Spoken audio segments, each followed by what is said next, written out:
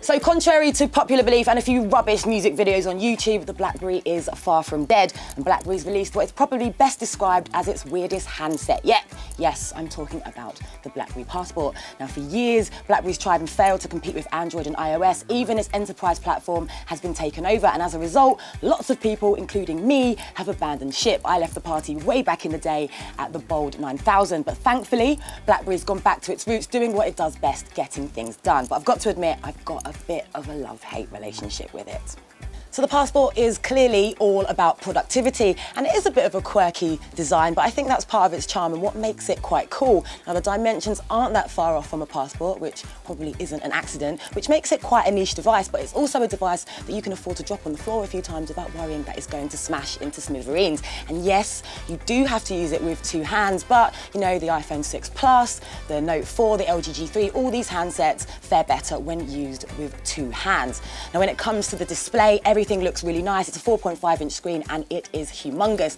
Now, it's a display that's been designed to read things on, and everything looks good, whether it's emails, PDFs, and you know, this is a very purpose-built screen for doing very businessy things. So if you like spreadsheets, graphs, that kind of thing, this is definitely the device for you. The physical keyboard is what makes the Passport a true BlackBerry, and in true BlackBerry style, it's clicky and responsive and really comfortable to type on, but it's got a little trick up its sleeve, so it's now touch sensitive, so you can use it to scroll through emails, web pages, tweets, and that kind of thing, which is great because it also means you don't obscure the screen. It does take a bit of getting used to because it now sports a new layout, but once you've grown accustomed to it, you'll be banging out emails, tweets, messages in no time, maybe sometimes without even looking at the screen. So the Passport runs a refined version of BB10. It's smooth and generally it's just a pleasure to use. I've always been a fan of BlackBerry's gestures, so swipe up when you're in an app and it exits the app. When you're within an app, swipe down and you can access its settings. Kind of reminds me of the time I had a BlackBerry Playbook, which was very, very short-lived. I think the operating system itself, is quite underrated, but more importantly, it's nothing like Android or iOS. And then there's BB Hub. This basically aggregates all your notifications and messages, which is really great if you're a bit of a social butterfly. But I think its killer feature has to be BlackBerry Blend, which basically means you can access your BB content remotely from a tablet, Mac or PC as long as you've got BlackBerry Blend installed on your smartphone and it's switched on. Now, BlackBerry has always failed in the app department, but this time round you can access Android apps via the preloaded Amazon App Store, which is great and a huge improvement. BlackBerry World still exists, which is all about productivity, but all the fun stuff is going to be up to the Amazon App Store. And if you really want to get a little bit nerdy, you can try downloading the Google Play client Snap, which basically mirrors the Google Play Store and gives you a full-fat Android experience on your BlackBerry.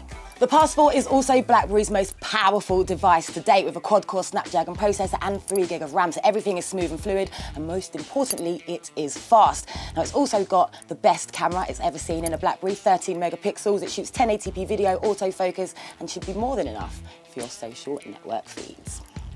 It kind of reminds me of one of those really awful, quirky handsets from the 90s, a bit like the Nokia N-Gage. It's awkward to use one-handed, makes it a bit unwieldy. When you do so, you do run the risk of potentially dropping it on the floor. And although that display is fantastic, it's let down by the fact that video is flanked by 2 black boxes, which, quite frankly, is hideous.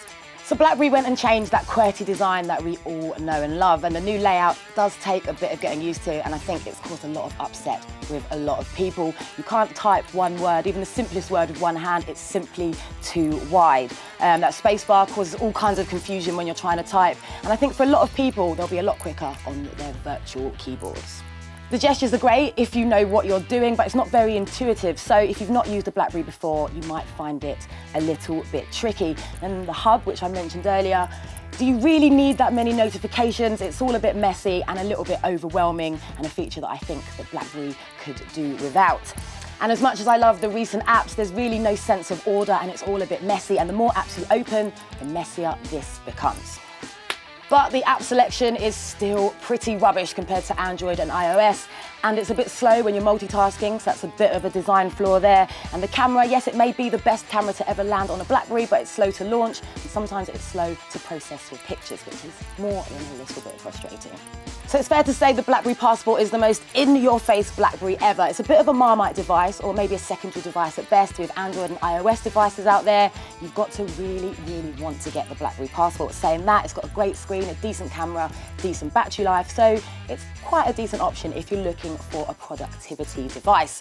I personally don't think BlackBerry is yet to go to the grave, but I'd love to know what you think. Do you think BlackBerry is dead? Let me know if you've got a BlackBerry Passport. Anything BlackBerry, just hit me up in the comments. I'd love to know all about it. And as ever, make sure you subscribe to Tackle Space.